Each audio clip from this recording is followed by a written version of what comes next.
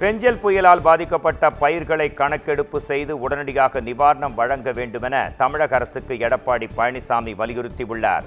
இது குறித்து அவர் வெளியிட்டிருக்கும் அறிக்கையில், பெஞ்சல் புயல் காரணமாக பெய்த கனமழையால் கடுமையாக பாதிக்கப்பட்டிருக்கும் தஞ்சாவூர், திருவாரூர், நாகப்பட்டினம், மயிலாடுதுறை உள்ளிட்ட டெல்டா மாவட்டங்களில் மழை மற்றும் வெள்ள நீரால் சுமார் 1,00,000 ஏக்கர் நெற்பயிர்கள் மூழ்கி முழுமையாக சேதமடைந்துள்ளன என செய்திகள் வெளிவந்திருக்கின்றன. இவற்றை வருவாய் மற்றும் வேளாண் துறை அதிகாரிகள் பாதிக்கப்பட்ட இடங்களுக்கு நேரில் சென்று முழுமையாக கணக்கெடுப்பு நடத்தி பாதிக்கப்பட்ட விவசாயிகளுக்கு உடனடியாக முழு நிவாரணத் தொகையினை வழங்கிடுமாறு வலியுறுத்துகிறேன் என்று தெரிவித்துள்ளார். பெஞ்சல் புயல் காரணமாக நேற்று கனமழை கொட்டி தீர்த்த நிலையில் சென்னையின் பல்வேறு பகுதிகளில் இயல்பு வாழ்க்கை திரும்பியுள்ளது. வங்கக்கடலில் உருவான பெஞ்சல் புயல் காரணமாக நேற்று முன்தினம் இரவு முதல் கனமழை கொட்டி தீர்த்ததால் பல்வேறு பகுதிகளில் மழைநீர் குளம் போல் தேங்கியது. இந்த நிலையில் சென்னையில் இருக்கும் பல்வேறு இடங்களில் தேங்கியிருந்த மழைநீர் வடியத் தொடங்கியிருப்பதால் பொதுமக்களின் இயல்பு வாழ்க்கை மீண்டும் திரும்பியுள்ளது.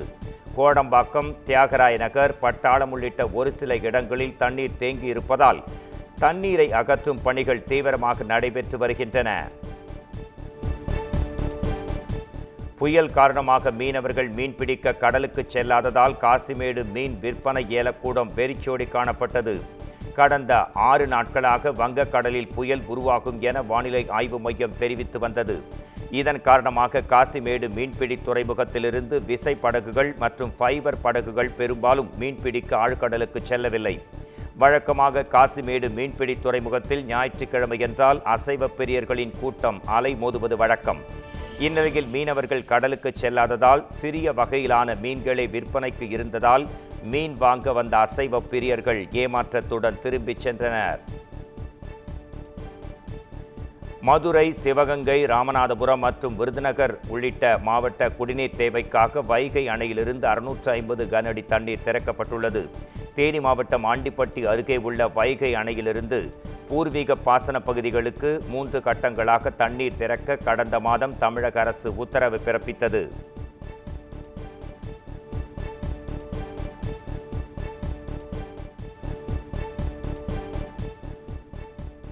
செங்கல்பட்டு மாவட்டம் மதுராந்தகம் பகுதியில் 100க்கும் மேற்பட்ட வீடுகளை மழைநீர் சூழ்ந்திருப்பதால் பொதுமக்களின் வாழ்க்கை பாதிக்கப்பட்டுள்ளது. பெஞ்சல் புயல் சீற்றம் காரணமாக செங்கல்பட்டு மாவட்டத்தில் பலத்த காற்றுடன் கனமழை வெளுத்து வாங்கியது. இதனால் மதுராந்தகம் அருகே உள்ள சாய்ராம் நகரில் இருக்கும் 100க்கும் மேற்பட்ட வீடுகளை மழைநீர் சூழ்ந்தது. இந்நிலையில் அத்தியாவசிய பொருட்களான பால், காய்கறி உள்ளிட்ட பொருட்கள் வாங்குவதற்கு கூட வெளியே செல்ல முடியவில்லை என அப்பகுதி மக்கள் வருத்தத்துடன் தெரிவிக்கின்றனர். சென்னையை அடுத்த தாம்பரம் மாநகராட்சி அரசு மேல்நிலைப்பள்ளி முகாமில் தங்க வைக்கப்பட்டுள்ள மக்களுக்கு அமைச்சர் தாமு அன்பரசன் நிவாரணப் பொருட்களை வழங்கினார். அஸ்தினாபுரம், மகேஸ்வரி நகர், பெரியார் நகர் உள்ளிட்ட தாழ்வான பகுதிகளில் வசிக்கும் மக்கள் மாநகராட்சி அரசு பள்ளி முகாமில் தங்க வைக்கப்பட்டிருக்கின்றனர். இவர்களை நேரில் சந்தித்த குறு, சிறு, நடுத்தர தொழில்துறை அமைச்சர் தாமு அன்பரசன் உணவுப் பொட்டலங்களை வழங்கினார். அப்போது தாம்பரம் மாநகராட்சி மேயர் வசந்தகுமாரி கமலக்கண்ணன், மாநகராட்சி ஆணையாளர் பாலச்சந்திரன் ஆகியோர் உடன் இருந்தனர். வேலூர் மாவட்டம் ஒடுகத்தூர் உத்திரகாவிரி ஆறு, நாதநதி ஆகிய ஆறுகளில் வெள்ளப்பெருக்கு ஏற்பட்டுள்ளதால் கரையோர பகுதி மக்களுக்கு வெள்ள அபாய எச்சரிக்கை விடுக்கப்பட்டுள்ளது. ஜவ்வாது மலைப்பகுதியில் பொழிந்த கனமழையால் மேலரசம்பட்டியிலிருந்து உருவாகும் உத்திரகாவிரி ஆற்றில் வெள்ளப்பெருக்கு நேரிட்டது. இதேபோல் நாகநதி ஆற்றிலும் வெள்ளம் கரை புரண்டோடுகிறது. இதைத் தொடர்ந்து அகரம், மேமனபுரம், பாலப்பாடி உள்ளிட்ட கிராம மக்களுக்கு வெள்ள அபாய எச்சரிக்கை விடுக்கப்பட்டுள்ளது.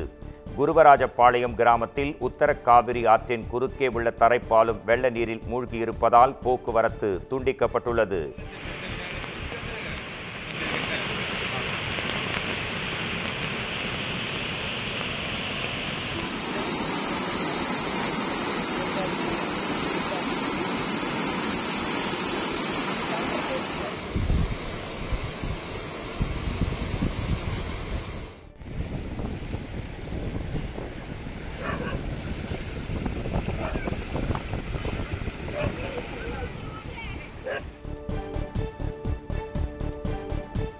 வேலூர் மாவட்டம் காட்பாடி வள்ளிமலை சாலையில் பேருந்து நிறுத்தம் முன்பு மழை நீருடன் கழிவுநீர் கலந்து வெளியேறியதால் பொதுமக்கள் கடும் சிரமத்திற்கு உள்ளாகினர்.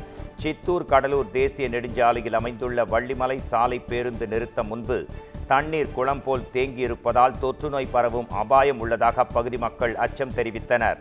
இதையடுத்து போர்க்கால அடிப்படையில் கழிவுநீர் கால்வாயை தூர்வாரி தேங்கியிருக்கும் நீரை அகற்ற நெடுஞ்சாலைத்துறையினர் நடவடிக்கை எடுக்க வேண்டும் என பொதுமக்கள் கோரிக்கை விடுக்கின்றனர். தொடர் கனமழை காரணமாக ராணிப்பேட்டை மாவட்டம் அரக்கோணம் அருகே கல்லாறு பகுதியில் உள்ள தடுப்பணை தனது முழு கொள்ளளவை எட்டியுள்ளது. பெஞ்சல் புயல் காரணமாக கொட்டி தீர்த்த கனமழையால் ராணிப்பேட்டை மாவட்டத்தில் உள்ள 369 நீர்நிலைகளில் 19 நீர்நிலைகள் 100% நிரம்பி உள்ளதாகவும் 12 நீர்நிலைகள் 76% முதல் 99% வரை நிரம்பி இருப்பதாகவும் 134 நீர்நிலைகள் 50% வரை நிரம்பி இருப்பதாகவும் மாவட்ட நிர்வாகம் சார்பில் அறிவிக்கப்பட்டுள்ளது. அந்த வகையில் ஆத்தூர் அருகே கல்லாறு பகுதியில் கட்டப்பட்டுள்ள தடுப்பணையில் தண்ணீர் முழு கொள்ளளவை எட்டி நிரம்பி வழிகிறது. இதனால் அப்பகுதி விவசாயிகள் மற்றும் பொதுமக்கள் மகிழ்ச்சி அடைந்தனர். திருப்பத்தூர் ஜலகாம்பாறை நீர்வீழ்ச்சியில் தண்ணீர் ஆர்ப்பரித்து கொட்டுவதால் சுற்றுலா பயணிகள் அங்கு குளிக்க தடை விதிக்கப்படுகிறது. தொடர் கனமழை காரணமாக ஜலகாம்பாறை நீர்வீழ்ச்சியில் தண்ணீர் வரத்து அதிகரித்துள்ளது. இதனால் சுற்றுலா பயணிகளின் பாதுகாப்பு கருதி குளிப்பதற்கு தடை விதித்து வனத்துறை உத்தரவு பிறப்பித்துள்ளது. அதே நேரம் தண்ணீர் பெருக்கெடுத்தோடுவதால் ஊர் பொதுமக்கள் மற்றும் விவசாயிகள் மகிழ்ச்சி அடைந்தனர்.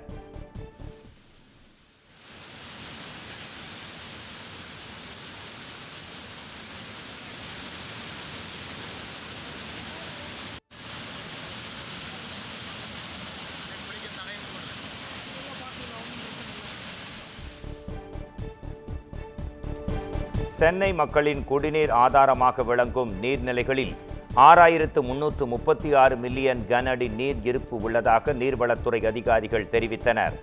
அதன்படி பூண்டி ஏரியில் 0.616 மில்லியன் கன அடி நீர், புழல் ஏரியில் 2650 மில்லியன் கன அடி நீர், செம்பரம்பாக்கம் ஏரியில் 2621 மில்லியன் கன அடி நீர் இருப்பு இருப்பதாக தெரிவிக்கப்பட்டுள்ளது. மொத்தமாக திருவள்ளூரிலிருந்து சென்னை மக்களுக்கு குடிநீர் வழங்கும் முக்கிய நீர்நிலைகளின் மொத்த கொள்ளளவான 11,757 மில்லியன் கன அடியில் தற்போது 6,336 மில்லியன் கன அடி நீர் இருப்பு உள்ளதாக நீர்வளத்துறை அதிகாரிகள் கூறினர். நாமக்கல் மாவட்டம் மோகனூரில் நடைபயிற்சி சென்ற போது ஆம்னி வேன் மோதி முதியவர்கள் 3 பேர் பரிதாபமாக உயிரிழந்தனர். மோகனூரில் காட்டூர் பகுதியில் இருக்கும் பெட்ரோல் பங்க் அருகே அதிகாலை வேளையில் அதே பகுதியைச் சேர்ந்த முதியவர்கள் 3 பேர் நடைபயிற்சி மேற்கொண்டிருந்தனர். அப்போது அவ்வழியாக மோகனூரைச் சேர்ந்த மணிகண்டன் என்பவர் ஆம்னி வேனில் மீன் லோடு ஏற்றிக்கொண்டு சென்றார். அப்போது எதிர்பாராத விதமாக ஆம்னி வேன் மோதியதில் சம்பவ இடத்திலேயே முதியவர்கள் 3 பேரும் பரிதாபமாக உயிரிழந்தனர். படுகாயமடைந்த மணிகண்டன் சிகிச்சைக்காக நாமக்கல் தனியார் மருத்துவமனையில் அனுமதிக்கப்பட்டார். இச்சம்பவம் குறித்து போலீசார் வழக்கு பதிவு செய்து மணிகண்டனிடம் தொடர்ந்து விசாரணை நடத்தி வருகின்றனர். பிரசித்தி பெற்ற பழனியில் சபரிமலை ஐயப்பன் சீசனை முன்னிட்டு ஏராளமான பக்தர்கள் குவிந்திருப்பதால் 3 மணி நேரம் வரை காத்திருந்து பக்தர்கள் சுவாமி தரிசனம் செய்து வருகின்றனர். சபரிமலை ஐயப்பன் சீசன் தொடங்கியிருக்கும் நிலையில் பல்வேறு மாநிலங்களில் இருந்தும் மாவட்டங்களில் இருந்தும் சபரிமலைக்கு இருமுடி கட்டி சென்று பக்தர்கள் பழனி தண்டாயுதபாணி சுவாமி திருக்கோயிலில் சுவாமி தரிசனம் செய்வதற்காக குவிந்திருக்கின்றனர். இதனால் 3 மணி நேரம் வரை காத்திருந்து பக்தர்கள் பக்தி பெருக்குடன் சுவாமி தரிசனம் செய்து வருகின்றனர். மேலும் பாதுகாப்பு பணியில் ஏராளமான போலீசார் ஈடுபட்டு வருகின்றனர்.